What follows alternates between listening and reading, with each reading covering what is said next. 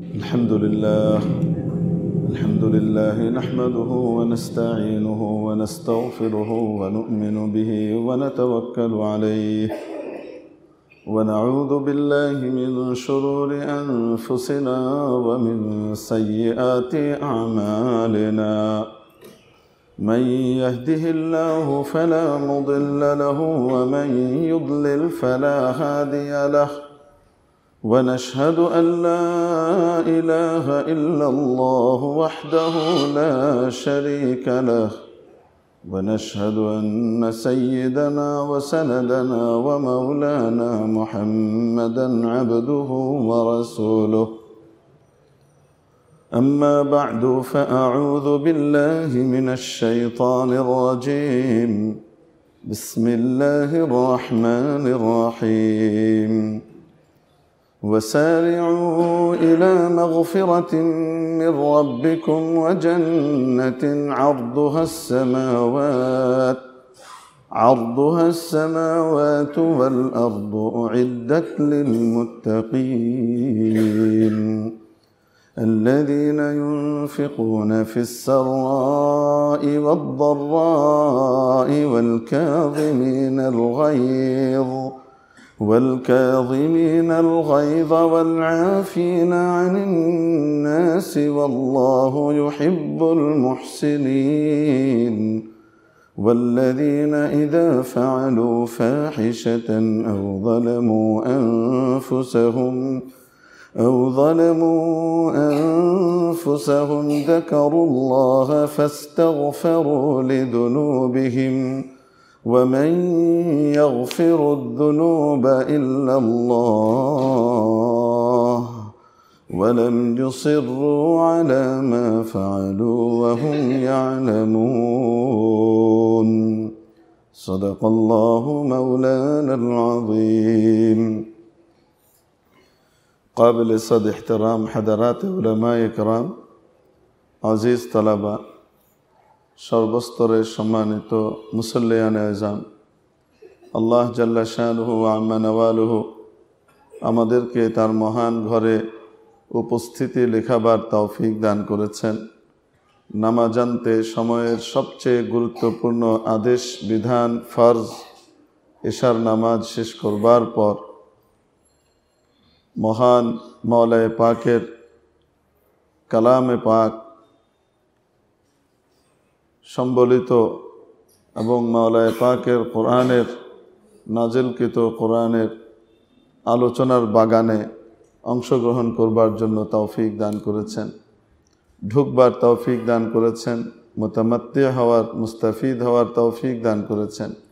এজন্য শুকর আদায় করি আলহামদুলিল্লাহ। প্রিয় উপস্থিতি, আমরা সকলেই জান্নাতে যেতে চাই।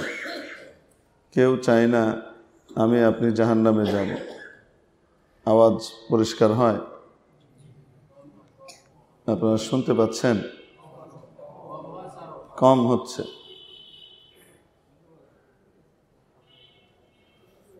হচ্ছে যে এটা আমিও বুঝতে পারছি, এজন্যই জিজ্ঞেস করেছি। আর এটাকে এখানে না এখানে রেখে হিসাব করতে হবে। তো মুআজ্জাজ হাজিরিন, বলছিলাম যে কালামে পাকের যে অংশ আমরা তেলাওয়াত করেছি, আল্লাহ তাআলা এই আয়াতে আমাদেরকে জান্নাতে যাবার সহজ পথ দেখিয়েছেন। আমরা সকলেই জান্নাতি হতে চাই। আমরা কেউই চাই না যে আমরা জাহান্নামে যাই। জান্নাতি যদি হতে চাই, বিশাল জান্নাতের ভাগীদার যদি হতে চাই, তাহলে শুধু মুমিন মুসলমান হলেই যে চলবে তা নয়। ঈমানদারের কিছু স্পেশাল বৈশিষ্ট্য আছে, মুত্তাকিদের কিছু স্পেশাল বৈশিষ্ট্য আছে, সেগুলোও আমাদেরকে অর্জন করতে হবে। যদি অর্জন করতে পারি তাহলে ইনশাআল্লাহ তাআলা অতি দ্রুত জান্নাতে যাব। বড় ধরনের জান্নাতের মালিকানা আল্লাহ তাবারাকা ওয়া তাআলা আমাদেরকে দেবেন। এখন আওয়াজ পরিষ্কার হয়? শোনা যায়? কিন্তু মনে হয় একটু ফ্যাঁস ফ্যাঁস করছে, তাই না? যাই হোক,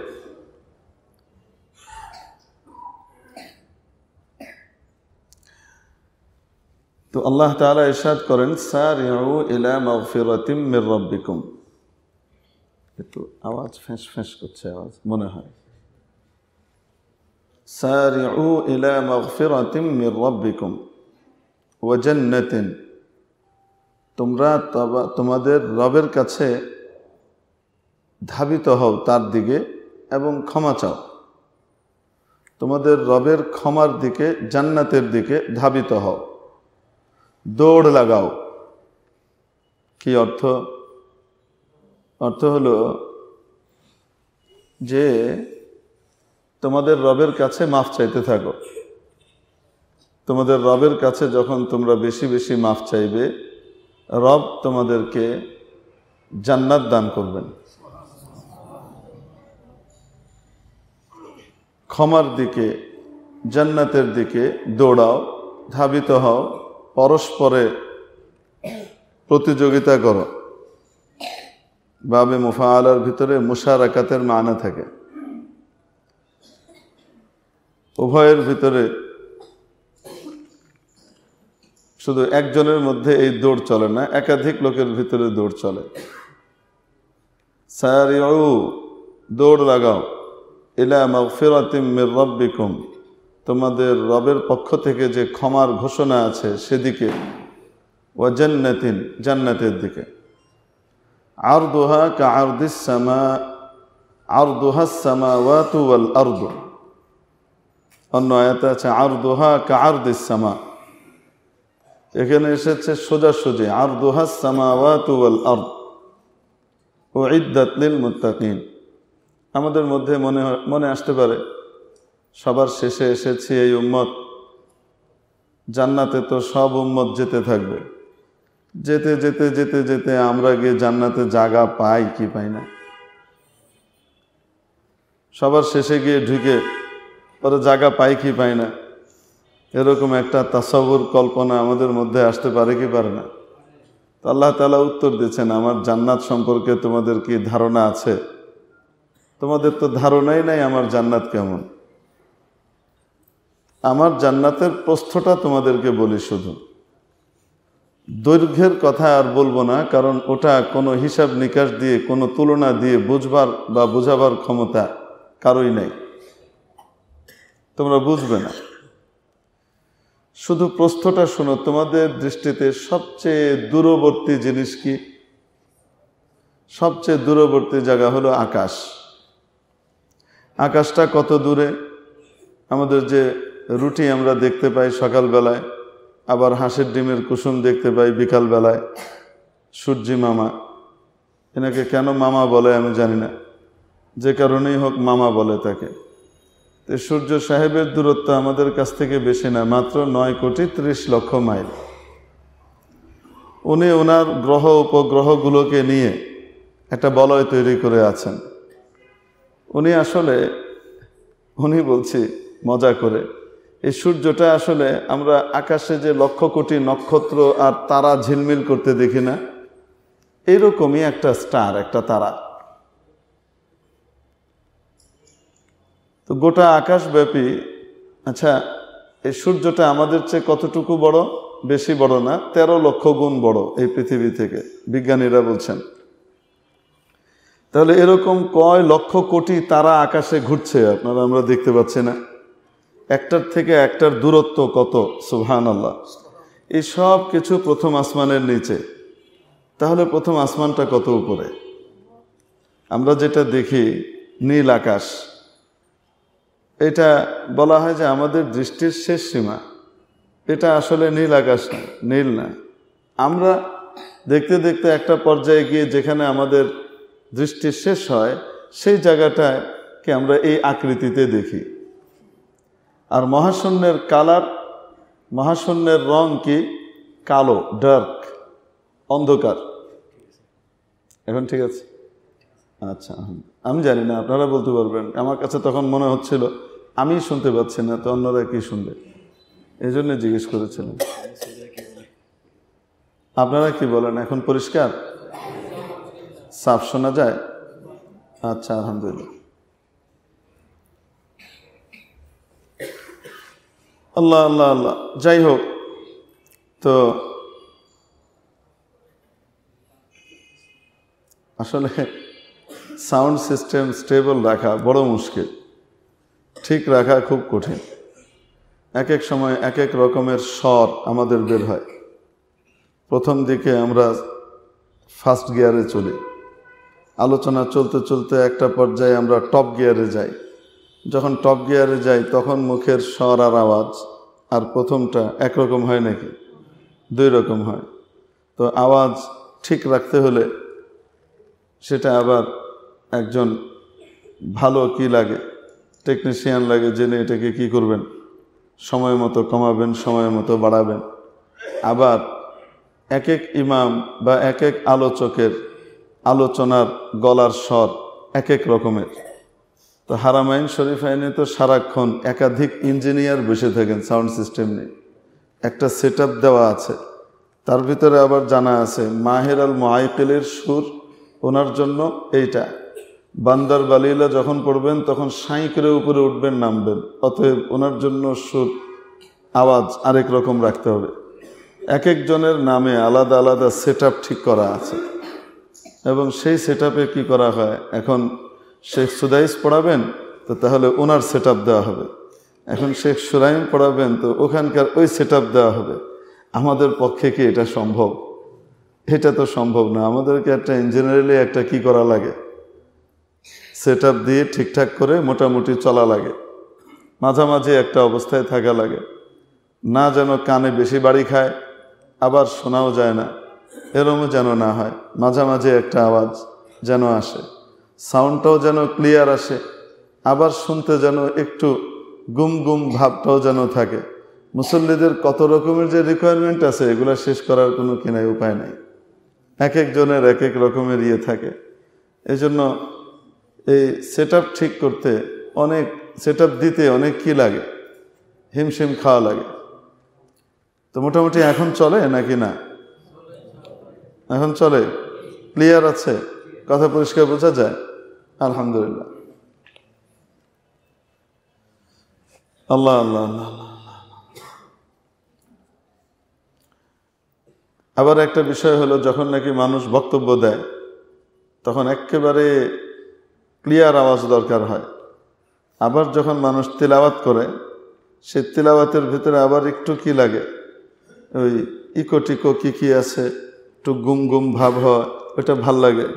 যেমন আমাদের আগের মোহতারাম ইমাম সাহেব ওটা উনি ঠিকঠাক করতেন, কখনো গুম গুম হবে, কখনো এটা হবে। আমি তো জাহেল মানুষ, এগুলো পারিটারি না।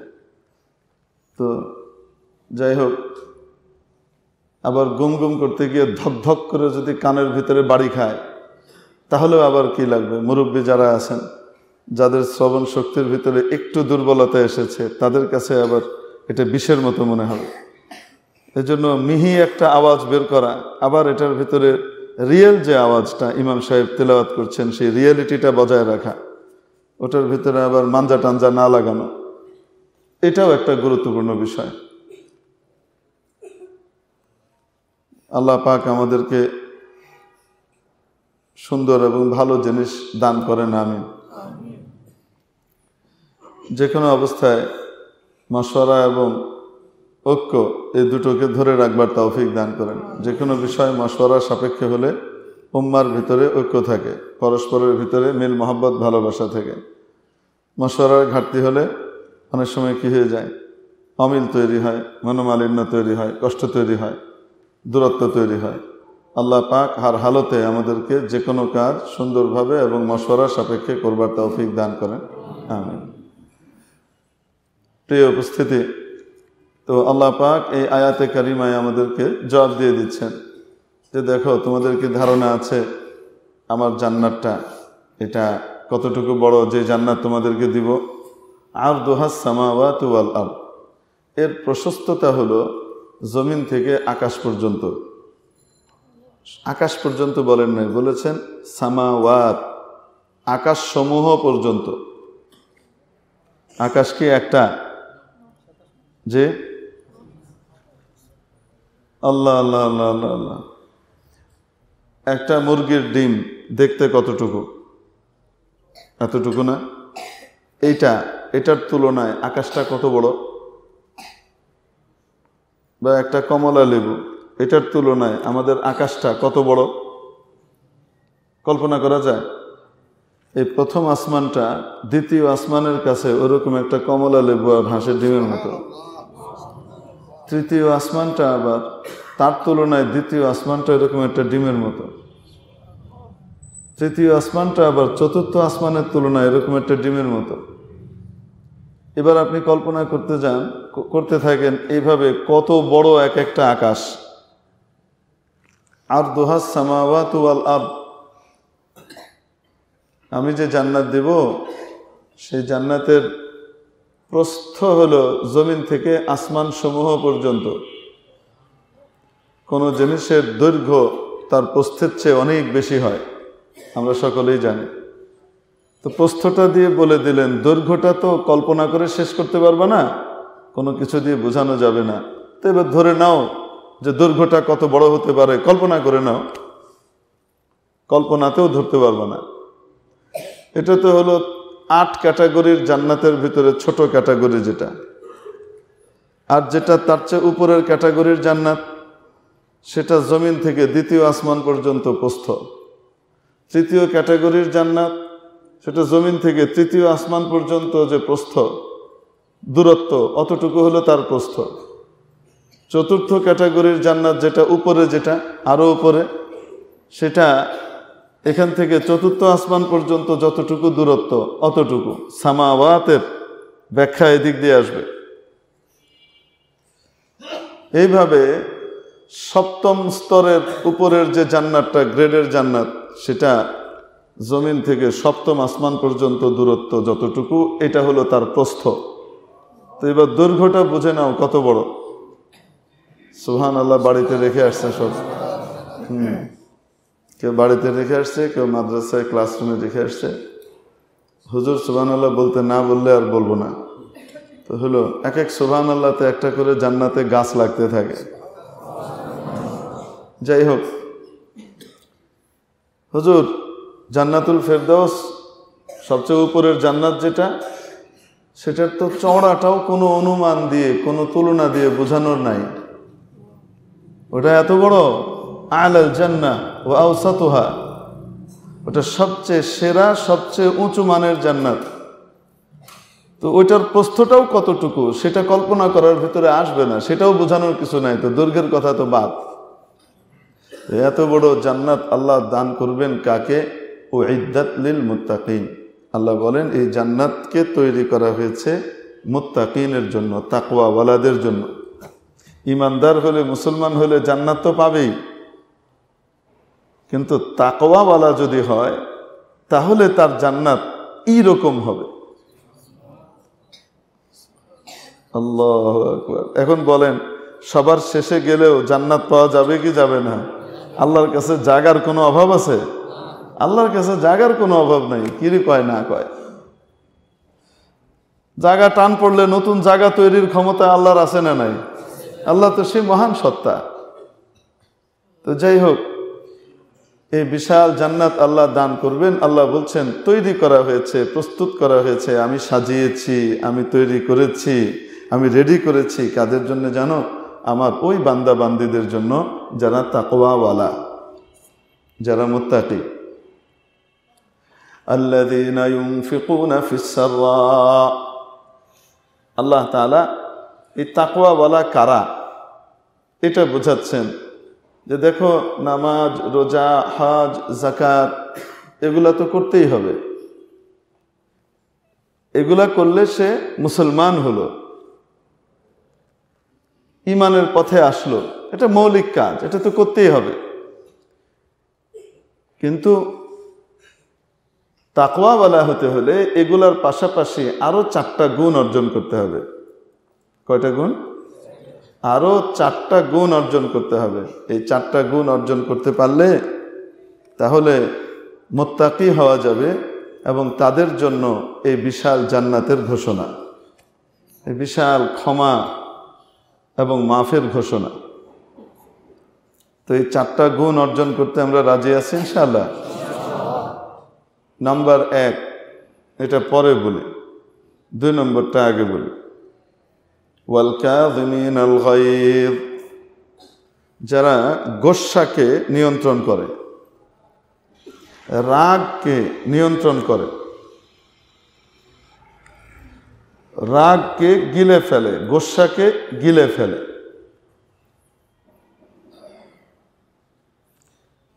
প্রথমটার আলোচনা পরে নিলেন কেন? ওটার আলোচনা লাস্টে নেব, কারণ চাঁদা করব, তাই এই জন্য এখন ওটা বলবো না।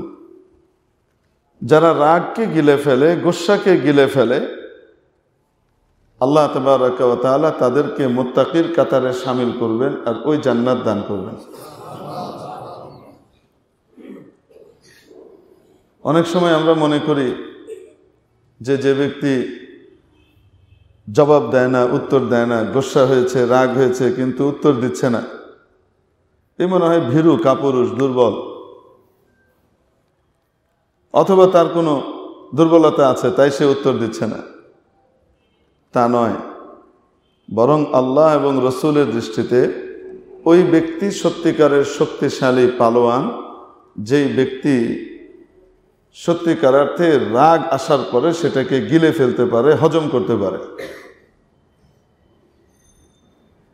একদিন নবী পাক সাল্লাল্লাহু আলাইহি সাল্লাম ইরশাদ করলেন, জিজ্ঞেস করলেন, আচ্ছা তোমাদের মধ্যে সবচেয়ে বড় পালোয়ান কে? তো সাহাবীরা অনেক চিন্তা ভাবনা করে ভেবে চিনতে কে হতে পারে, কে হতে পারে, একজনের নাম পেশ করলেন, ইয়া রাসূলুল্লাহ, মদিনার সবচেয়ে বড় পালোয়ান সে, তার সাথে মল্লযুদ্ধে লড়াই করে কেউ পারে না, সবচেয়ে বড় পালোয়ান, বাহাদুর। নবীজি সাল্লাল্লাহু আলাইহি সাল্লাম বললেন যে হ্যাঁ, তোমাদের দৃষ্টিতে সে সবচেয়ে বড় পালোয়ান হতে পারে, কিন্তু আল্লাহ এবং তার রসুলের দৃষ্টিতে সে সবচেয়ে বড় বাহাদুর এবং পালোয়ান, যে প্রচণ্ড রাগ আসবার পরেও সেই রাগকে সে গিলে ফেলে, নিয়ন্ত্রণ করে, হজম করে ফেলে, কন্ট্রোল করে ফেলে, রাগের বহিঃপ্রকাশ ঘটায় না। সে হলো সবচেয়ে বড় পালোয়ান। এই হাদিসের ভিত্তিতে হযরত শেখ সাদি রহমতুল্লাহ আলাইহি অন্য জায়গাতে গিয়ে বলেছেন, এক জায়গায় বলেছেন যে দেখো, ওই ব্যক্তিকে আমি বড় পালোয়ান মনে করি না যে ব্যক্তি হাতিকে বধ করে ফেলে বা হাতিকে সে বশ্যতা স্বীকার করায়, কন্ট্রোল করে ফেলে। আমি তো ওই ব্যক্তিকে পালোয়ান মনে করি যে ব্যক্তি রাগ আসলে রাগকে নিয়ন্ত্রণ করতে পারে, হজম করতে পারে, কন্ট্রোল করতে পারে, সে আসল বাহাদুর, আসল পালোয়ান। তো রাগ যখন মানুষের আসে, তো তখন রাগ তো নিয়ন্ত্রণে রাখাটা খুব সহজ না, আসলে কঠিন।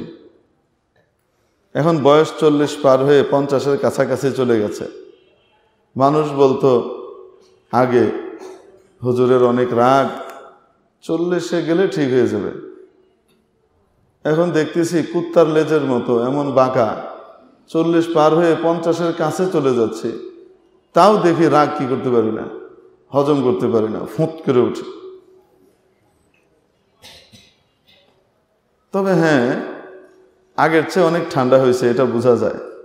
আগের বয়ানগুলা শুনলে, এখনকার বয়ানগুলা শুনলে এখন আমি দেখি যে না, আসলেই মুরব্বীরা যে বলছে 40 পার হইলে ঠান্ডা হবে, আসলেই ঠান্ডা হচ্ছে। একদম কমেছে তা বলা যাবে না, কিন্তু আছে। আমি আমার এক মুরব্বীকে বলেছিলাম, হযরত আমি তো খুব ঠান্ডা মানুষ, রেগে গেলে ভয়ঙ্কর হয়ে যায়, তো কি করা? তো উনি আমাকে এই আয়াত শুনিয়ে বলেছিলেন যে দেখো, রাগ তো আসা, এটা আসবেই। এটা যদি না আসে তাহলে তো তেমন কোনো মর্যাদার কিছু নাই। রাগ আসার পরে মর্যাদাটা পেতে হলে গিলে ফেলতে হবে, হজম করতে হবে। যদি করা যায় তাহলে ইনশাআল্লাহ তাআলা কি হবে, এই সওয়াব আর আজর আর বিনিময় পাওয়া যাবে আল্লাহর পক্ষ থেকে। তো রাগ কিভাবে হজম করব? হাদিস শরীফের দৃষ্টিভঙ্গিতে আমি আপনাদেরকে 2টা পদ্ধতির কথা বলতে পারি। এক, হাদিস শরীফে এসেছে রাগ আর গোস্বা এটা শয়তানের পক্ষ থেকে আসে। কার পক্ষ থেকে আসে? শয়তানের পক্ষ থেকে আসে। তো যখনই রাগ আসবে আর মনে হবে রাগের পারদ চড়ছে উপরের দিকে, তৎক্ষণাৎ মনে করতে হবে এই রাগ কার পক্ষ থেকে এসেছে? শয়তানের পক্ষ থেকে। অতএব শয়তানকে দূর করতে হবে। শয়তানকে কিভাবে দূর করবে? আউযু বিল্লাহি মিনাশ শাইতানির রাজিম বেশি বেশি করে পড়া শুরু করে দেওয়া, যে আমি বিতাড়িত শয়তানের কবল থেকে আল্লাহ পাকের আশ্রয় প্রার্থনা করছি। ইনশাআল্লাহ এই আমলের বরকতে আল্লাহ রাগকে নিয়ন্ত্রণ করে দিবেন। নাম্বার 2, মানুষ যখন রাগে তখন সে বসা থাকলে দেখবেন উঠে দাঁড়িয়ে যায়। কি বললি? দাঁড়ানোর পরে দেখবেন রাগ আরো বাড়ছে, তখন এক জায়গায় থাকে না, সামনে বাড়া শুরু করে। হ্যাঁ, কি হয়েছে কি হয়েছে, আরেকবার আরেকবার, হ্যাঁ কি কি ঘটনা, কি আরেকবার আরেকবার, হ্যাঁ আরেকবার রিপিট, দেখি না শুনি, আরেকবার। হয় কি হয় না? তারপরে আস্তে আস্তে সে দাঁড়ানো থেকে কোন দিকে বাড়ে, এরপরে হয় হয় মুখ চলে, নয় এটা চলে। হয় কি হয় না? তো হাদিস শরীফের ভিতরে শেখানো হচ্ছে যে দেখো, যদি রাগ উঠে তুমি ঠিক বিপরীতটা করো, দাঁড়ানো থাকলে চট করে বসে পড়ো। আল্লাহু আকবার। মেডিকেল সায়েন্সও এই কথা বলবে, রাগের কারণে মানুষের রক্ত এই পরিমাণ উত্তেজিত হয়, সেটা গতি এই পরিমাণ বাড়ে, প্রেশার এই পরিমাণ বাড়ে, অনেক সময় তার ব্রেন স্ট্রোক হওয়ার আশঙ্কা থাকে, তার হার্ট অ্যাটাকের আশঙ্কা থাকে। হয় কি হয় না? যখন কেউ দাঁড়ানো থেকে চট করে বসে পড়ে, তখন প্রেশার আস্তে কি হয়ে যাবে, তার শারীরিকভাবেও লাভ, তার রাগও কমতে থাকবে। নবীজি শেখাচ্ছেন, বসার পরেও রাগ কমছে না, শুয়ে পড়ো। কি পড়ো? শুয়ে পড়ে বলেন তো দেখি, হুমকি দেওয়া যায়? শুয়ে পড়ছি, তরে দিয়ে নেব, খাড়া এলি দাঁড়া, বলা যায়? রাগ উঠেছে, দাঁড়ানো থেকে বসা, বসা থেকে শোয়া। আল্লাহু আকবার। সাহাবায়ে কেরাম কি পরিমাণ নিজের রাগকে নিয়ন্ত্রণ করতেন, কি পরিমাণ। একজন কাফেরের সাথে লড়াই হচ্ছে, কার? হযরত সাইয়্যিদুনা আলী রাদিয়াল্লাহু তাআলা আনহু। কার সাথে লড়াই হচ্ছে? আরে কাফেরের সাথে। ইহুদি ছিল, সে হযরত আলীকে হত্যা করার জন্য উঠে পড়ে লেগেছে, মারবে। উনিও তার সাথে লড়ছেন, উনিও তাকে কি করবেন? হত্যা করবেন, এই জন্যই লড়ছেন। দুইজনের লড়াই চলছে। এক পর্যায়ে হযরত আলী তাকে মাটিতে ফেলে দিলেন। মাটিতে ফেলে দিয়ে তার বুকের উপর চেপে বসলেন। হযরত আলী জবরদস্ত বাহাদুর ছিলেন, সাধারণ বাহাদুর না, হিরো টাইপের বাহাদুর। আল্লাহু আকবার। যুদ্ধের কৌশল এত চমৎকার রপ্ত ছিল ওনার, সাহসিকতা অসাধারণ।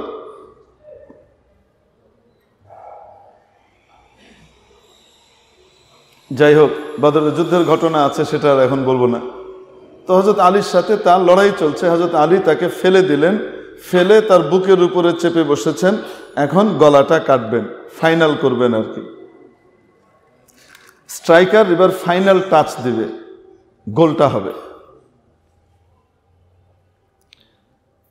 কি করবেন? গলাটা, এ লোক ছিল ইহুদি, এ তো আখবাস, দুনিয়ার সবচেয়ে খবিস জাত। আলাদ্দুল খিসাম লিল মুসলিমিন, বলা যায় আলাদ্দুল খিসাম লি আহলিল ইসলাম। ভয়ঙ্কর এ বদমাস। আল্লাহ আল্লাহ আল্লাহ আল্লাহ। একটা পর্যায়ে যখন চিন্তা করলো মরেই তো যাব, অপমানটা করে যাই, হযরত আলীর মুখে এক দলা থুতু নিক্ষেপ করেছে। থু।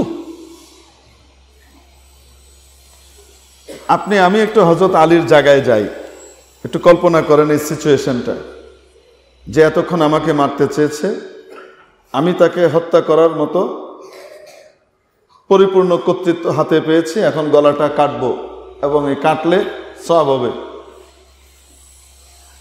দেখেন আবার টঙ্গি ইস্তেমায় কাটলে সওয়াব হবে না, এটা আবার রহিনে লয়ে যায় না। কাফেরের সাথে যখন লড়াই হয়, যুদ্ধ হয়, যুদ্ধ আর লড়াইয়ের ভিতরে তো চুমাচুমির কারবার নাই, প্রেম প্রীতি মহব্বতের তো কিছু নাই।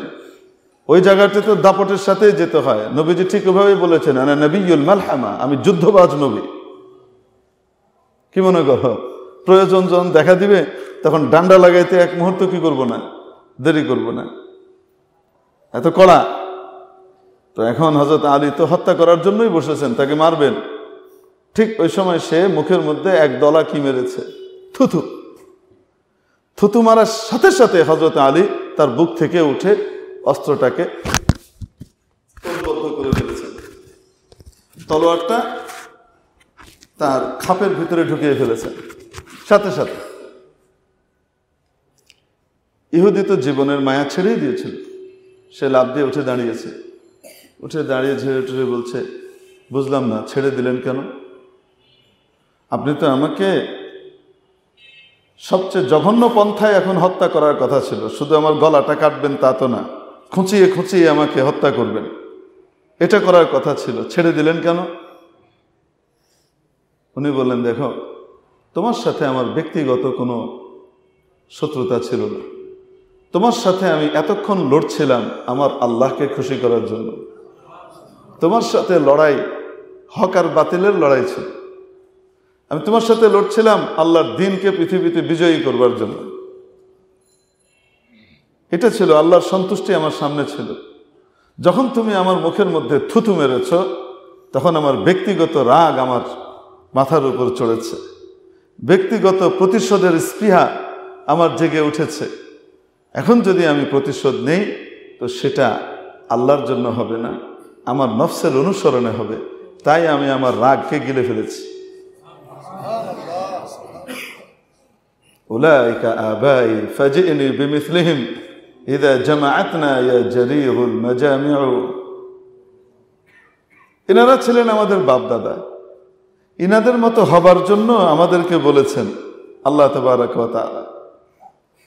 যখন আমরা ইনাদের মতো হতে পারবো, আল হুব্বু ফিল্লাহ ওয়াল বুগদু ফিল্লাহ, কারোর সাথে মহব্বত মায়া সেটাও আল্লাহর জন্য, কারোর সাথে শত্রুতা যদি হয় তো সেটাও কার জন্য?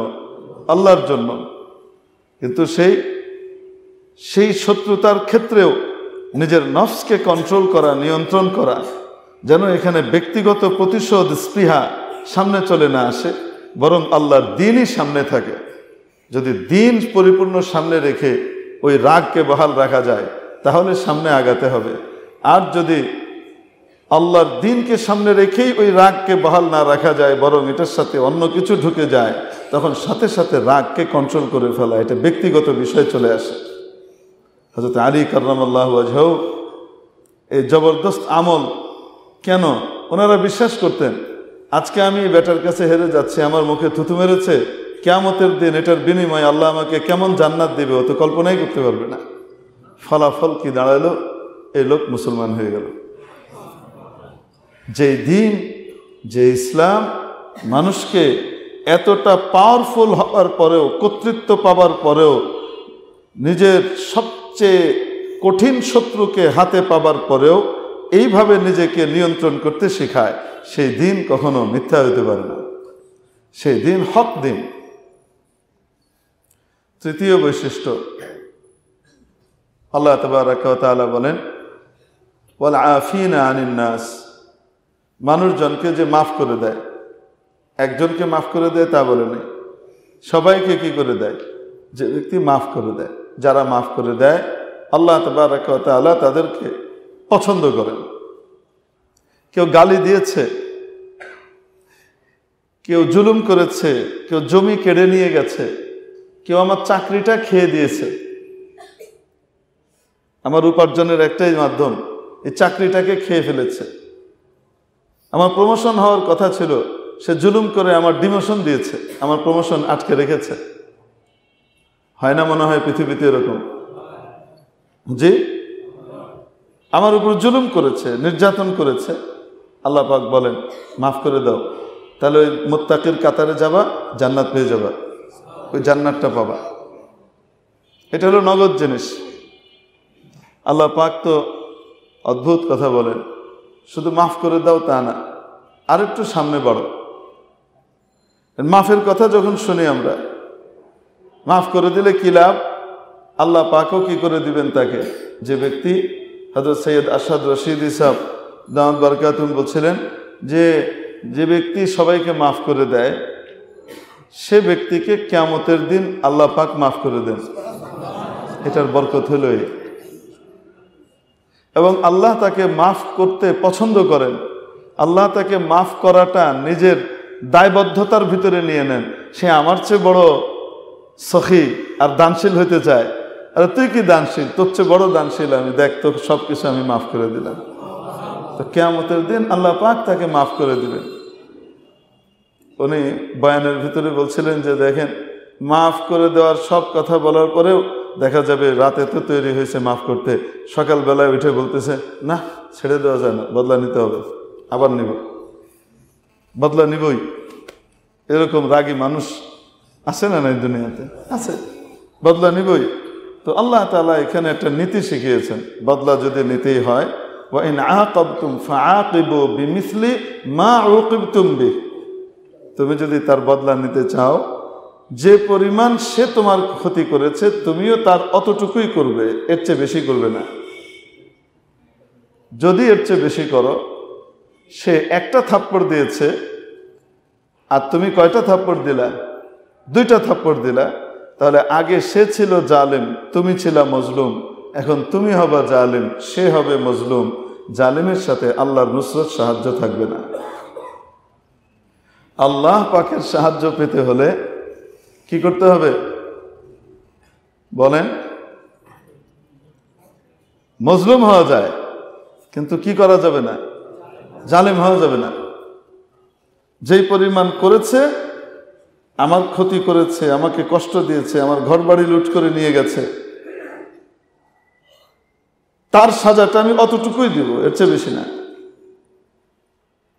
এখন বলেন তো দেখি, যখন কেউ বদলা নেয়, প্রতিশোধ নেয়, তখন ঠান্ডা মাথায় নেয়। ঠান্ডা মাথায় বদলা নেওয়া সম্ভব? বদলা নেওয়ার সময় তো রক্ত কি থাকে? গরম থাকে। তো নিতে গেলে ঠিক সমতা বজায় রাখা সম্ভব না? একটু অতিরিক্ত হতেই পারে। পারে কি পারে না? পারে। যদি হয়ে যায় তো তার তো ধরা পড়তে হবে। তো কি করা? আল্লাহ এর জন্য বলতেছেন, দেখো ওয়ালাইন সাবারতুম, আর যদি ধাওয়া না করে, প্রতিশোধ না নিয়ে যদি একটু ধৈর্য ধারণ করো, ফাহুয়া খায়রুল লিস-সাবিরিন, লাহুয়া খায়রুল লিস-সাবিরিন, ওয়ালাইন সাবারতুম লাহুয়া খায়রুল লিস-সাবিরিন। যদি ধৈর্য ধরো তো নিশ্চিতভাবে মনে রেখো, এটা তোমার জন্য, ধৈর্য ধারণকারীদের জন্য বহুত বড় মঙ্গল ডেকে আনবে, বিশাল মঙ্গল ডেকে আনবে। আল্লাহু আকবার কবীরা। তো আল্লাহ পাক সামনে গিয়ে বলছেন যে দেখো, শুধু মাফ করে দিবা তাই না, বরং আল্লাহ পাক তো এর চেয়ে বেশিটা পছন্দ করেন। এক স্টেপ আগে বাড়ো। সেটা কি? তোমাকে কাঁটা দিয়েছে, তুমি ফুল দাও। তোমাকে বিষ দিয়েছে, তুমি তাকে মধু দাও। সে তোমাকে গালি দিয়েছে, তুমি তাকে সালাম দাও। ঠিক আছে? আল্লাহ পাকের অতি প্রিয় বান্দা যারা, তাদের কিছু গুণাবলী আল্লাহ পাক সূরা ফুরকানের শেষের দিকে বর্ণনা করেছেন। ওয়া ইবাদুর রহমান, রহমানের বান্দা, মহা দয়াবানের বান্দা। মুফাসসিরিনে কিরাম লেখেন, এখানে আল্লাহ ওয়া ইবাদুল্লাহ তো বলতে পারতেন, যে আল্লাহর বান্দা, সেটা না বলে কি বলেছেন? মহা দয়াবানের বান্দা। মুফাসসিরিনে কিরাম লেখেন, এর অর্থ হলো এই, সামনের বৈশিষ্ট্যগুলো যারা অর্জন করবে, মহা দয়াবানের মহা দয়ার চাদর দ্বারা সে আবৃত হয়ে যাবে। আল্লাযীনা ইয়ামশুনা আলাল আরদি হাওনা, যারা যখন চলে দুনিয়াতে খুব নরম ভাবে চলে। কিভাবে চলে? হ্যাঁ, নরম ভাবে চলে। ওয়া ইযা খাতাবাহুমুল জাহিলুনা ক্বালু সালামা। মূর্খগুলা মূর্খোচিত আচরণ করে যখন তার সাথে খারাপ ব্যবহার করে, সে তাদেরকে এরাজ করে এড়িয়ে যায়। সালাম আলাইকুম, ঠিক আছে, ঠিক আছে, ঠিক আছে, জি আলহামদুলিল্লাহ, আপনি ভালো, আমি যাই। সে গণ্ডগোলের ভিতরে কি করে না, পা দেয় না, সে ওখান থেকে নিজেকে আড়াল করে চলে যায়। ব্যক্তিগত এই যে বিষয়গুলো আসছে, এগুলো সব কিসের কথা বলছি? ব্যক্তিগত বিষয়। আরেকটা হলো দ্বীন ইসলামের বিষয়। দ্বীন ইসলামের বিষয় যখন আসবে, তো সেই বিষয়ে অবশ্যই কোরআনের ইলম এবং জ্ঞান যাদের কাছে আছে, সে ওলামা ইকরামের কাছ থেকে বুঝে নিতে হবে কোন সময় গরম হতে হবে, কোন সময় নরম হতে হবে, প্র্যাকটিক্যালি শিখে নিতে হবে। মেরে মুহতারাম দোস্ত, তো আল্লাহ পাক বলেন যে তারা তখন সালাম বলে কি করে, পাশ কাটিয়ে এড়িয়ে চলে যায়। খারাপ কথা বলেছে। হযরত সন্দীপী হযরত রহমতুল্লাহ আলাইহি বলতেন, একবার আমাদের মাদ্রাসার উপরে, মাদ্রাসার যখন ট্রান্সফরমার লাগানো হবে, মানে মাদ্রাসার লাইট এত একদম টিম টিম করে জ্বলে, আসে কি নাই। তো ঘটনাচক্রে ওই সময় যিনি এটার চেয়ারম্যান ছিলেন, পিডিবি না কি বলে, এটার যে চেয়ারম্যান ছিলেন ওই ভদ্রলোক ইঞ্জিনিয়ার ইব্রাহিম সাহেব মরহুম, ওনার এলাকায় সন্দীপের হজরতের কি ছিল, বয়ান ছিল, মাহফিল। হজরতকে বয়ান করিয়ে উনি ওই নিজের গাড়িতে করে মাদ্রাসায় নামিয়ে দিয়ে নিজের বাড়িতে ঢাকায় ফিরবেন। তো এসে দেখেন এরকম টিম টিম করে জ্বলছে, কারেন্টের অবস্থা বড় খারাপ। তো উনি বললেন যে হযরত এটা কি অবস্থা? এরকমই তো অবস্থা। উনি বললেন কালকে ট্রান্সফরমার লাগবে আপনার এখানে, এটা শুধু মাদ্রাসার। এই ট্রান্সফরমার শুধুমাত্র কার হবে? এটা মাদ্রাসার জন্য হবে, এটা আলাদা লাইন, এলাকার মতো হবে। আল্লাহর দ্বীনের কথা বলে, আল্লাহর দ্বীন শিখায়, আল্লাহর দ্বীন পড়ায়, আল্লাহর দ্বীন যারা জিন্দা করে, এই কোরআনের পাখিদের লাইট থাকবে না। এটা হয়? এটা হবে না হুজুর, কালকেই লাগবে। ভদ্রলোক পরবর্তীতে ডেঙ্গুতে ইন্তেকাল করেছিলেন। আল্লাহ তাআলা মরহুমকে জান্নাতবাসী করেন, আমিন। বাস এর পরের দিনই এরকম 3টা চলে আসলো, গোল গোল ড্রামের মতো। এসে যখন লাগানো হচ্ছে, তখন এলাকার এক ছেলে বিরাট নিজেকে কিছু মনে করে, সে এলাকার নেতা খেতা, সে আসলো। এটা লাইন এলাকায়ও দিতে হবে। কি দিতে হবে? তোরা বলছে আমরা তো পারবো না, এটা মাদ্রাসাওয়ালা। তখন 2500 হুজুর রহমতুল্লাহ আলাইহি জিন্দা ছিলেন। 2500 হুজুর রহমতুল্লাহ আলাইহির মতো মিলেমিশে থাকার মতো মানুষ, মিশুক মানুষ দুনিয়াতে পাওয়া মুশকিল। সকলের সাথে ওনার হৃদ্যতা ছিল, কিন্তু দ্বীনের ক্ষেত্রে, মাদ্রাসার ক্ষেত্রে এখানে মাদ্রাসার হক নষ্ট হবে। আমি ওই দিন ওনার দৃঢ়তা দেখেছি, সুবহানাল্লাহ। ওরা এসে কত কিছু বলতেছে, আর এদের সাথে হুজুরের কত খাতির। হুজুরই মূলত মাদ্রাসা এবং এলাকার ভিতরে লিয়াজগুলো বহাল রাখেন। এসে হুজুরের কাছে বলতেছে এটা এটা আমাদের লাইনে দিয়ে দেন হুজুর, আপনি বললেই হয়ে যায়। কান্নাম এসমা আসাই, আপনি যেন কিছুই শুনে না, আসম মনে হইতেছে, বধির। এক পর্যায়ে বলে দিবেন না, লাগবে না, এটা এখানে এটা লাগবে না, নাম এই সে শুরু করছে। আর কথা কি বলতেছে, দুধ দিমু আমরা, মাখন খাইব মাদ্রাসা, আমরা খামু মাঠা। কি কয়? দুধ দিমু আমরা, মাখন খাইব মাদ্রাসা, আর আমরা খামু মাঠা। বুঝছেন কি লাভ ফাল। ও বেটার পরিণতি আমি দেখেছি চোখের সামনে। ওলামা ইকরামের সাথে বদতমিজি করার কারণে তার যে পরিণতি, সেটাও চোখের সামনে আমি দেখেছি। ও কি হয়েছে, দুনিয়া থেকে হুট করেই চলে গেছে, বেইজ্জতির সাথে গেছে। আল্লাহ মাফ করে দেখ। মুসলমান যেহেতু ছিল, এই জন্য কি বলি, আল্লাহ কি করে দেখ, সাজা তো পাইছি, যথেষ্ট মাফ করে দেখ। এখন ওই লাগানোর সময় মাদ্রাসার উপরে অনেক জুলুম নির্যাতন হলো। হযরত আমাদেরকে বয়ান করতেছেন, আমরা তো খেপে শেষ, ফাড়ায় ফেলবো। বুঝেন নাই? ফাড়ায় ফেলবো, কেটা আসে, আমরা এতজন আছি, আও একদম পিছে সাইজ করে ফেলবো। এই মাদ্রাসায় ভর্তি হয়ে বড় বিপদে পড়ছি, খালি হাত পা বাইন্ধে দেয়, কোনো কথা কইতে দেয় না, কোনো রাগ করতে দেয় না, একটা ফুঁত করতে দেয় না। এটাই ইসলামের শিক্ষা? কি শুধু এটাই ইসলামের শিক্ষা নাই যে শয়তান রে পিটাও? এটাও তো আছে। আমি আমার কথা কইতেছি, আমি যেগুলা কইতাম রাগের চোটে, ইসলামী খালি মায়ের খাবো, মায়ের দেওয়া নাই, বোঝেন নাই মনে হয়, উরি রাগ আমাদের। সন্দীপের হযরত এর কানে তো এগুলা গেছে, ছাত্ররা খুব রেগে আছে এগুলার উপরে, এগুলাকে পাইলেই কি করবে, সাইজ করবে, কারণ হুজুরদেরকে গালাগালি করছে। একটা জিনিস মনে রাখবেন, আমাদেরকে যদি কেউ গালাগালি করে না, আমরা সহ্য করে নিতে পারি। বাপ মাকেও যদি কেউ গালাগালি করে, অনেক কষ্ট হয়, তারপরেও সহ্য করে নিতে পারে। কিন্তু আমার কোনো উস্তাদকে কেউ গাইল দিবে বা বাজে কথা বলবে, ওর নাক ভক্সানির আগ পর্যন্ত আমি থামবো না, ও যেই হোক না কেন। আমার মনে আছে, আমি আমার বোনকে জীবনে একবার মাত্র তার গায়ে হাত তুলছিলাম, একবার জীবনে।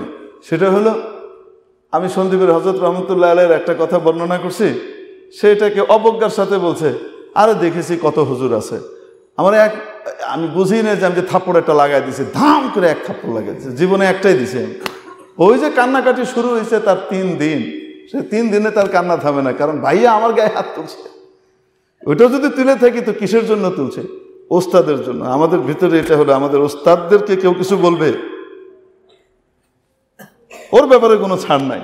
নবীর ব্যাপারে তো প্রশ্নই আসে না, নবীরে নিয়ে কেউ কইব, বুঝলেন নাই মনে হয়। আমরা তো রেগে শেষ। হযরতের কান পর্যন্ত নিশ্চয়ই গিয়েছে, হযরত বয়ান শুরু করেছেন, তো বয়ানের ভিতরে বলতেছেন জোহরের পরে, আমি ঠিক বরাবর বসা, তো বলতে বলতে বলতেছেন, কেউ তোমাকে কাঁটা দিছে, তুমি গোলাপ ফুল দিবা, তোমারে বিষ দিছে, তুমি মধু দিবা, তোমারে গালি দিছে, তো তুমি তাকে মাফ করে দিবা, তারে সালাম দিবা, তোমার শালার বাচ্চা কইছে, তুমি তাকে ঠিক আছে ভাইজান কইবা। এইভাবে হযরত শব্দ বলতেছিলেন। আবার বলে টলে তারপর কয়, বুঝছনি কি কই, আমারে কইতেছে। তার মানে হলো, আমি যেগুলি কইছি এগুলো ওনার কান পর্যন্ত গেছে মনে হয়। তখন উনি আমারে কি করতেছেন, ট্রিটমেন্ট করতেছেন। রাগ হওয়া যাবে না। কি ফায়দা হবে? ফাইদাল্লাযী বাইনাকা ওয়া বাইনাহু আদাওয়াতুন কাআন্নাহু ওয়ালিয়্যুন হামীম, যার সাথে তোমার জানি শত্রুতা ছিল, যে তোমার জীবন নেওয়ার জন্য উঠে পড়ে লেগেছিল, এইরকম জানি দুশ্মন, তুমি তার সাথে যদি ভালো ব্যবহার করো, ইদফা বিল্লাতী হিয়া আহসান, তো তাহলে কি হবে? জান্নাত তো পাবাই, দুনিয়াতে নগদ। তার দিলে আল্লাহ তোমার জন্য এমন ভালোবাসা ঢেলে দিবেন যে সে তোমার অন্তরঙ্গ বন্ধুতে পরিণত হবে। আল্লাহু ইউহিব্বুল মুহসিনিন। তো আল্লাহ পাক আমাদেরকে আমলের তৌফিক দান করেন। সুবহানাল্লাহি বিহামদিহি, সুবহানাকাল্লাহুম্মা বিহামদিকা, আশহাদু আল্লা ইলাহা ইল্লা আনতা, আস্তাগফিরুকা ওয়া আতুবু ইলাইক। কয়টা গেছে? 2 আর 3 গেছে না? 1 আর 4 বাকি। ইনশাআল্লাহ তাআলা সামনের তাফসীরে যদি পারি তো বলবো না, আল্লাহ তৌফিক দিলে। আসসালামু আলাইকুম ওয়া রাহমাতুল্লাহ। আজকে কারোর সাথেই কথা বলতে পারবো না, এই মুহূর্তে আব্বার কাছে যেতে হবে, আব্বার সাথে দেখা করে ওখান থেকে এসে একটা প্রোগ্রাম আছে, সেই প্রোগ্রামে অংশগ্রহণ করতে হবে। তারপরে ঢাকার বাইরের বাস, সেখানে দৌড় মারতে হবে। এজন্য মাহফিল সংক্রান্ত যারা তাশরিফ আনছেন তাদের খেদমতে একটা আরজ, এই মৌসুমে আমার কোনো দেওয়ার মতো সুযোগ নাই। এটা হলো এই। তারপরেও যদি কারো আলোচনা থাকে তো জুমার দিন ইনশাআল্লাহ আলোচনা করব, জুমার পরে। শুকরান।